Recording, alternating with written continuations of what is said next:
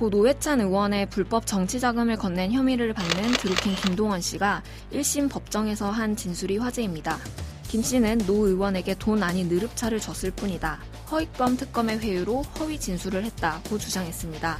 문제는 돈을 건네지 않았다는 김 씨 주장과 달리 돈을 받았다고 지목된 고 노회찬 의원은 돈을 받았지만 대가성은 없었다는 유서를 남기고 스스로 목숨을 끊었다는 점입니다.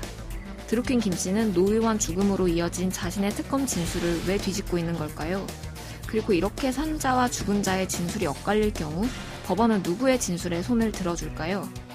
현행 형사소송법은 법정에서 이뤄진 진술만을 증거로 보고 있습니다. 그러나 공판에서 진술을 해야 하는 자가 숨졌거나 병에 걸려 위독하거나 소재가 명확치 않은 등의 이유로 진술할 수 없을 경우 예외적으로 법정에서 하지 않은 진술도 인정합니다.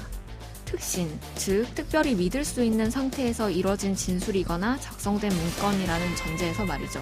죽기 직전 남긴 유서나 녹취록이 대표적입니다. 유서의 경우 내용과 반대되는 정황이 없다면 대개 증거 능력이 인정됩니다. 검찰 특수부 출신인 유성열 변호사는 이렇게 말합니다. 고인이 죽기 직전 압박을 당했다거나 돈 문제 때문에 거짓으로 진술을 해야 하는 상황이었다거나 그런 상황을 종합적으로 판단했을 때 유서의 내용과 반대되는 상황이 인정된다면 특신 상태를 인정받지 못한다. 그러나 그게 아니라 보통의 자연스러운 상황에서 작성된 자필 유서라면 특신 상태가 인정된다. 특신 상태 인정 여부가 쟁점이 됐던 사례가 바로 성완종 리스트 사건입니다. 성 씨는 죽기 전 남긴 메모지에 정치자금을 건넨 이들의 이름과 금액을 남겼습니다.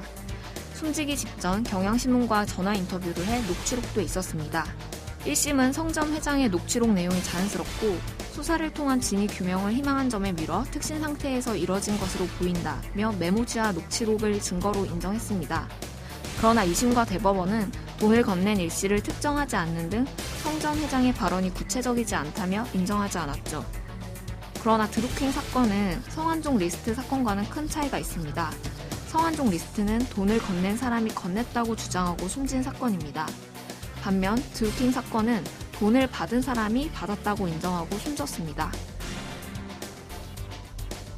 유 변호사는 준 사람이 어쩔 수 없이 졌다고 인정하는 경우가 대다수인데 이 사건은 반대다. 오히려 받은 사람이 받았다는 유서를 남겼다. 유서의 특신 상태를 인정할 가능성이 높다고 분석했습니다. 노회찬 의원이 진짜 죽었는지 검증해야 한다.